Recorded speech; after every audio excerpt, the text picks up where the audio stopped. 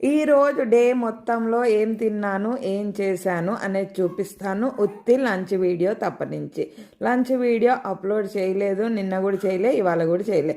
పనసపండు ఇంట్లో కాయ కొనుక్కొచ్చింది కాదు, ఇంకా గుమ్మడికాయ కూడా తీసుకొచ్చాను. యాష్ గార్డ్ జ్యూస్ తాగితే చాలానే హెల్త్ బెనిఫిట్స్ ఉన్నాయి. ఈ పనసకాయ ఒలవడానికైతే కనీసం 2 గంటలు పట్టింది. ఎవరు చేసే పని వాళ్ళే చెయ్యాలి కాబట్టి.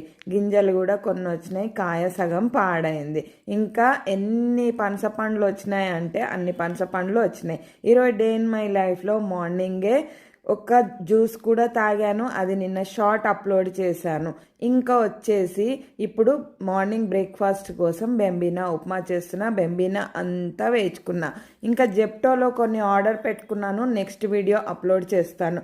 ఫ్రోజన్వి పీస్ పెట్టుకుంటే అవి ఫ్రోజన్ కాదు, డ్రైవే వచ్చాయి. అవి కూడా తినడానికే వచ్చినాయి బఠానీలు. ఇంకా క్యారెట్ నేను వేసినవి ఏంటి బెంబీనా ఉప్మాకి చెప్తున్నాను. ఉల్లిపాయ పచ్చిమిరపకాయలకి బదులుగా క్యాప్సికమ్ తీసుకున్నాను, కరివేపాకు, అల్లం వెల్లిపాయ పేస్టు, ఒక ఆలు, క్యారెట్ ఒక ఆలు తీసుకున్నాను, క్యారెట్ కూడా ఒకటే తీసుకున్నాను, టమాటాలు ఎక్కువగా తీసుకున్నాను.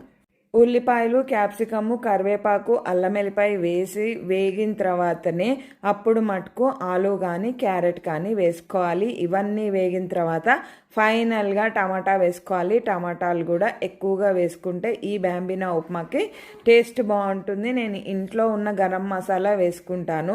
ఈ స్టైల్లో చేస్తే బెంబీనా ఉప్మా బిర్యానీ టైప్లో వస్తుంది, చాలా టేస్టీగా ఉంటుంది.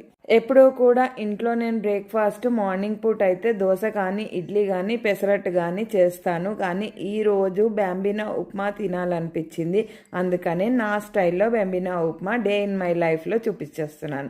ఇంకా ఈవినింగ్ స్నాక్స్కి వచ్చేసి సమోసా, మిర్చి తీసుకొని వచ్చారు, ఇంట్లో చేసినవి కాదు. ఇంకా సూప్ అయితే ఇంట్లో చేసిందే, నార్ సూప్ది, టమాటాది. హాట్ అండ్ సోర్ అనేది ఉంటుంది కదా, ఇందులో 3-4 వెరైటీలు కూడా ఉంటాయి. కానీ హాట్ అండ్ సోర్ది బాగుంది అని అనిపించింది. టేస్ట్ అయితే బాగుంది, మిర్చి కూడా బాగుంది, ఇంకా సమోసా కూడా బాగుంది.